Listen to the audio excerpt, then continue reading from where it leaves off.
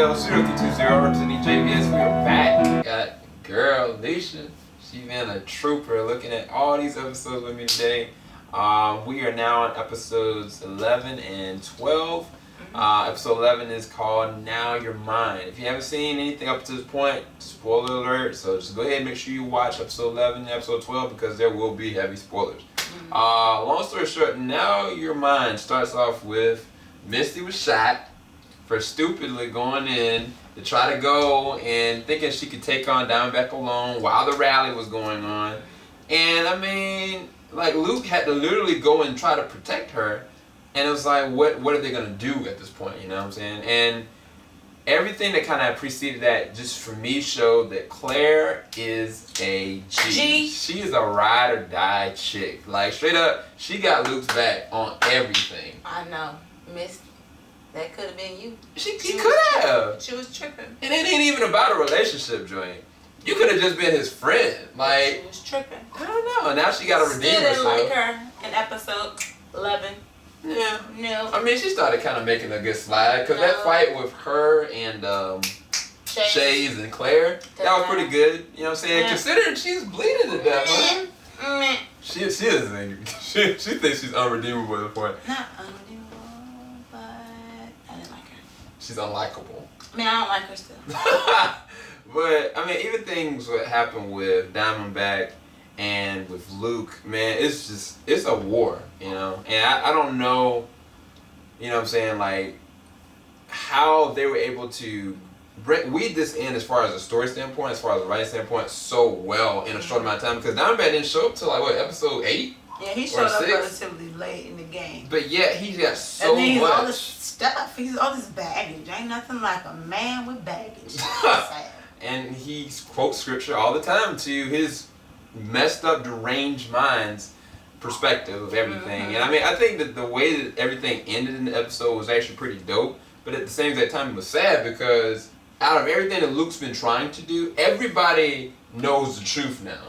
But yet, like, the cops are still going after him. And I think there was a lot of symbolicism with him being on the run, him being like African-American man, you know what I'm saying? Like, people didn't know for sure. From the cop side, they got one point, they deal with fear. From the people side, they know that there's an injustice going on that people don't know from a perception standpoint. And so it's like Luke stands for justice and Diamondback stands for the shadows that people cannot see, the corruption that's there. And I think that that's very well placed in this episode 11 for me. So I actually really enjoyed it. But what were your closing thoughts on it? I mean, I'm really trying to figure out how they gonna wrap this all up. Like, my mind is still like I feel like 11 and 12 were like the building blocks to get you to the how we're gonna finish this off. Yeah.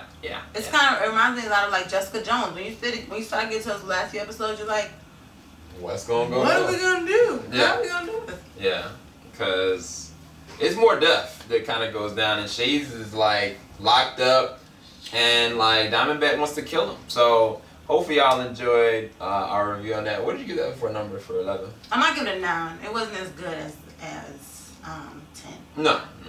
I give this one a 9 as well. But I mean, these are still high scores considering we started off on like 7s, 6s, and 8s. But like, it's been a steady 9 all the way through. So it's gonna be interesting when we kind of go full circle and say what we thought of the show as a whole. But let's go into Soliloquy of Chaos, which is episode 12. This was actually a little bit better episode just because the stakes were so much higher, and you get to see what Diamondback's end game is, like the way that he's just swaying everyone, but at the same time everybody's turning on him, like from Shades to Mariah. Shades wasn't turning on him, he turned on Shades. Okay, true, because I feel like Shades didn't agree with some of the things he was doing, but Shades was still loyal for the most part. He stays loyal. Like when he had that young little whippersnapper told that young boy to kill Shades, he was like, no. And Shades killed all of them.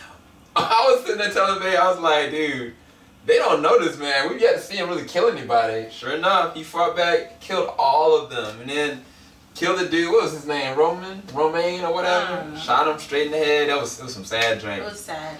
But now him and Mariah are working together Luke is on the good side of Misty now, so him and Misty finally Misty. He took it to what, episode 12 episodes? Finally Mercedes. And then the first episode she slept with him.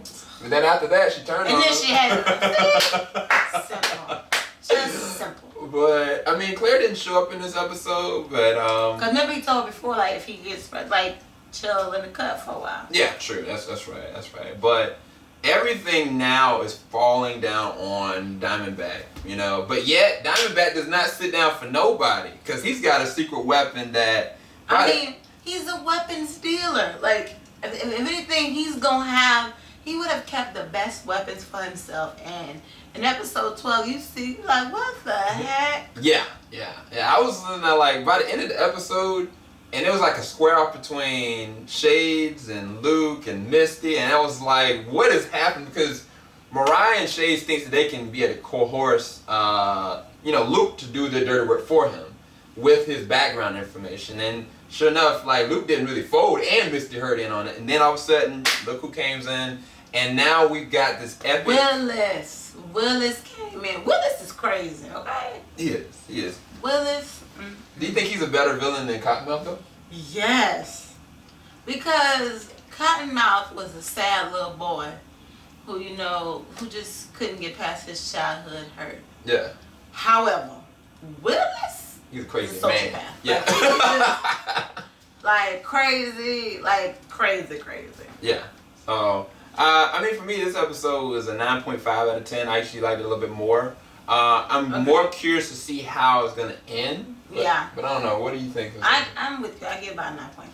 It's good. Okay. So, all right, y'all. Hope y'all enjoyed this review session. We're going to go and we're going to look at one more episode. We might post it up tomorrow. Might post it today. But either way, hopefully y'all enjoyed us with all this today. It's been a lot. This girl right here, she's an awesome woman. I really appreciate her. Thank God for her. Because, you know what I'm saying, she's a ride to live, you know what I'm saying? All day. We've been watching this all day. But, alright, we'll talk to y'all soon. Peace.